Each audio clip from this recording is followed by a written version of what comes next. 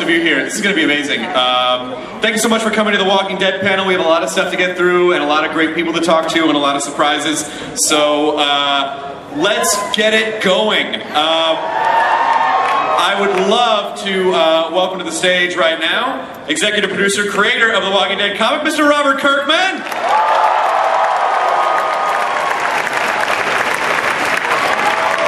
Executive producer. Oh wait, no, Robert. This is your panel. You're right next to me, Cupcake. Executive producer David Albert. Yep, just right there the whole time. Just awkward. Oh, you're really getting in there. You're really digging in there.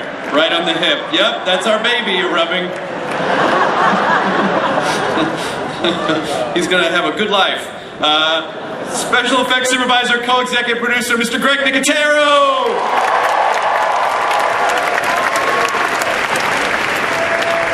Executive producer Gail Ann Hurd.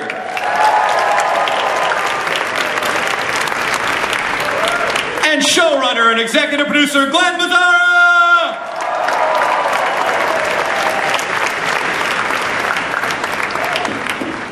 Hey guys, welcome to Comic-Con. How you guys doing? Good. All right, Mr. Kirkman, let's start with you. Let's tell us everything that happens in season 3 in detail. Well, we open on a scene of I Can't Tell You. Damn it. And then it quickly transitions into another scene of You'll Just Have to Wait and See. All right. I had the privilege of going to the set a few weeks ago. Managed to avoid most spoilers, but it really, truly was unbelievable. Do you want to tell us a little bit about what you guys have built and what people can look forward to? Yeah, we have a thing called a prison that is going to feature prominently. Yep. It's constructed by a very talented production designer named Grace Walker, who really transformed a studio into the prison that you're going to see, in the show, and it's pretty amazing.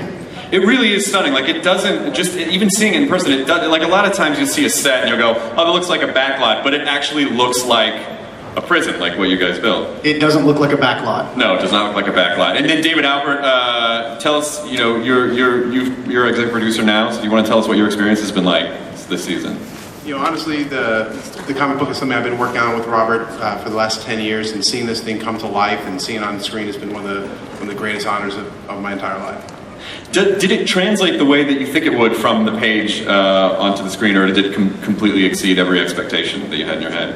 Honestly, it's one of those things where I had a vision in my head as to what it might look like, and everything that's come out has been pretty much been better than that. So the thing I've been loving, though, is honestly picking up at I feel like the pace really started to pick up at the end of season 2. Yeah. I feel like we're sort of putting our foot on the accelerator now. It's going to go even faster going now.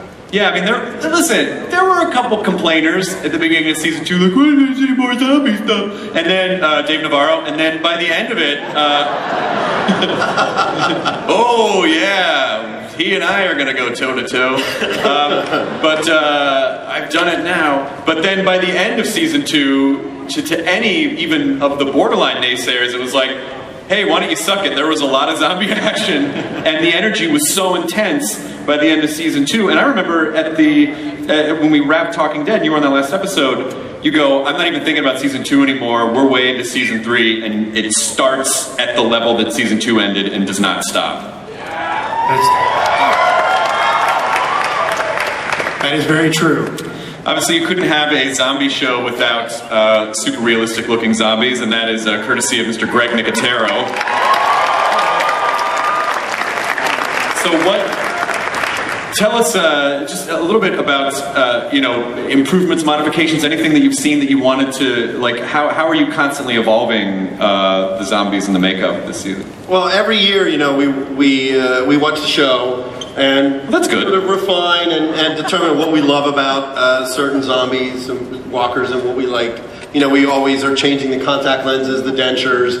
A lot of times we'll put bald caps on guys, and and the episode that I did last year where Dale gets killed, we had a walker that was shirtless so you could see all the ribs, and so we're doing a lot more of that kind of stuff this year. We really want to sell that they're decomposing and emaciated and hungry, and there's a lot of them. Yeah. So we're into episode 6, and we've been pretty busy. Definitely sort of takes us, where we left off from 211, 212, and 213, where we start seeing more and more walkers and the farm gets overrun, and we're definitely maintaining that. Well, obviously you guys also seem to be pretty cognizant of the fact that, as time moves on, these Walking Dead creatures are going to start decomposing. Yeah. And so it seems like you kind of have to up the detail as time goes on because of that alone. Well, that's the plan, and the beauty of the show is we have a lot of prosthetics, and then there's some visual effects, and we're going to do some animatronic puppets and some stuff like that this season that we didn't really get a chance to do in the last 2 seasons. So, we're keeping the audience guessing. Every time you think you know how we did something, we're going to sort of throw something else at you. So, it's going to be great. And you're directing as well? You're doing some directing? I am. I just finished my first episode about a week and a half ago.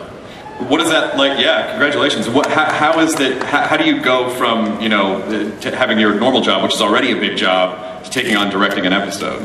Well, for me, you would sort of assume that shooting the zombie stuff would be second nature, and it is.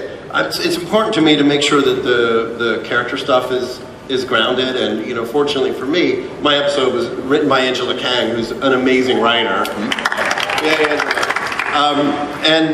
So I had a lot of great stuff to do, and there's iconic moments from the graphic novel that appear in my episode. There's like 3 different things, which of course I can't tell you about, but you'll see. But it's exciting that I got a chance to sort of visualize those moments that were in the graphic novel. So it was challenging, and it's really 8 of the hardest days of my career, but the most rewarding. I mean, getting a chance to direct this cast and watch them turn into those characters on camera, it's amazing. It really is. Gail, what about you? What's season 3 been like for you so far? Have you seen the show evolve since the beginning?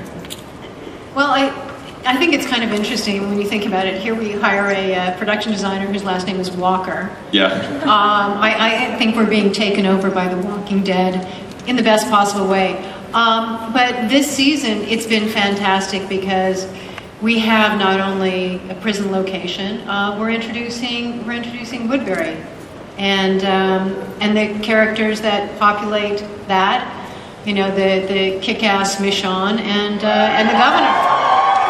I mean, one of the questions we got asked the most on Talking Dead at the beginning is, when's Michonne coming? When's Michonne coming? When are we going to get to see the governor? And now we get to see that. I mean, the reveal. I watched the season finale the day that it aired, right before we shot our show, and I literally with the Michonne reveal, I was like, holy shit! I jumped off my couch. I was alone. It was really sad. But then the reveal of the prison too at the end was so genius. I really tell us, how true are you sticking to the comics with these characters, and what do you see in store for them in the next season? Well, Michonne kicks ass with a katana sword in a way that I hope all of you watched The Talking Dead last weekend. If you did, you got to see a little of her katana wielding action.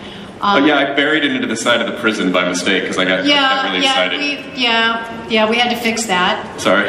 You may not be invited back next season. That's all right. Thank you, person. The intensity level is incredible, we've got our cast inoculated now. The new people realize just what they're in for and the level that we expect, and they become just as passionate about The Walking Dead as the rest of us already are. And you had an announcement that you were going to make for folks that, both of you together. Glenn Mazzara, executive producer, showrunner. When I talk to you, because obviously when you come on a show, people might be like, oh, he's got to seem super animated because he works on the show. And but talking to you backstage, before we go on, you were genuinely excited about the stuff that you're doing, and I feel like you always want to tell me more than you're allowed to tell me. I wish I could. I mean, I'm so excited about the show. I love the show. I love the people we work with. We have a great cast, great team of writers, producers.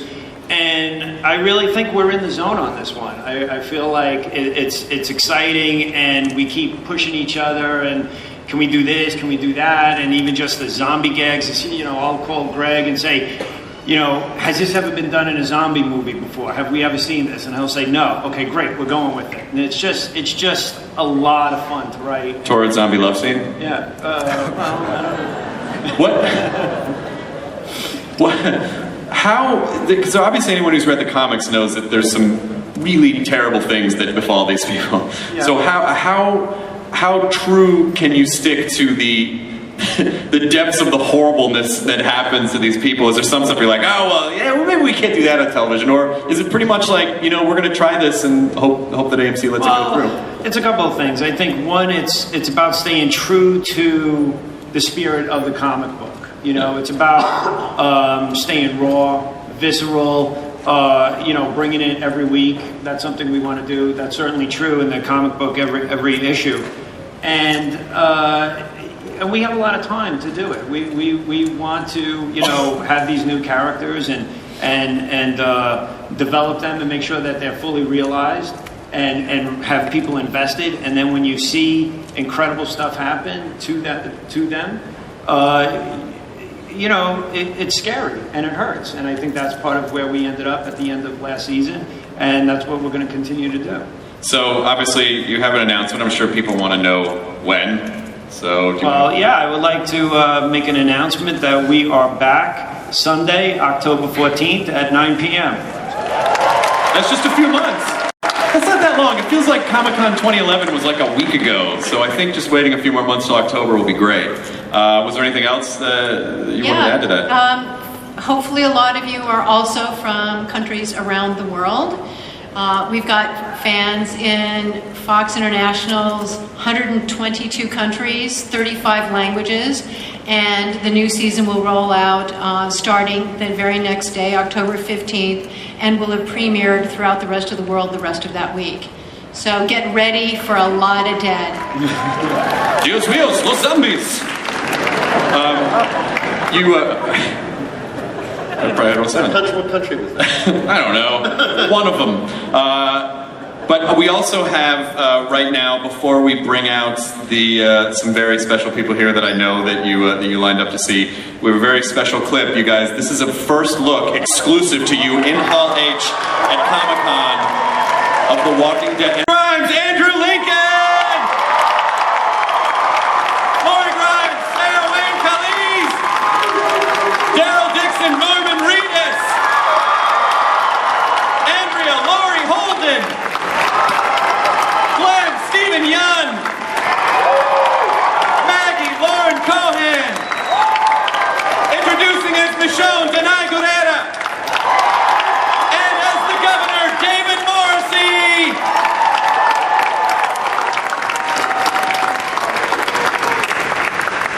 Oh my God, you guys, welcome. This is an enormous panel, but this is what this should be.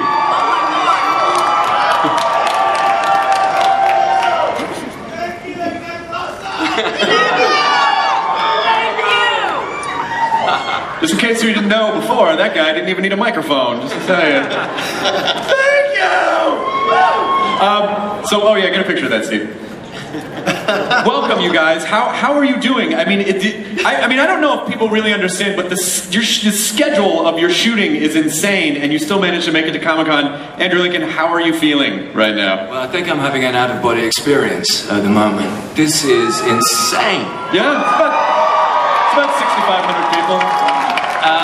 The shooting schedule is crazy, as always. It's hot, it's fierce, it's brutal, and we love it that way. You know, it's so good. Can I just say, it's so good to be back here again, and because this is, and to see all you guys, you know, and it's amazing because without you guys, this show would not exist, and that's the bottom line. And so it kind of always, people are saying, "What's it like to be back at Comic-Con?" I said, "Well, it just feels like you kind of come home here as well." And just so you know, everybody is busting their guts to bring you the best season we've ever brought to you this year. And a big salute to the crew as well, because they are phenomenal and just as much an important member of this family. I mean, even just last year, there were a lot of people. I love you very much as well. It was very heartfelt. Well, in a very real way, I love you as well. Not as much as my wife or children, but... Thank you.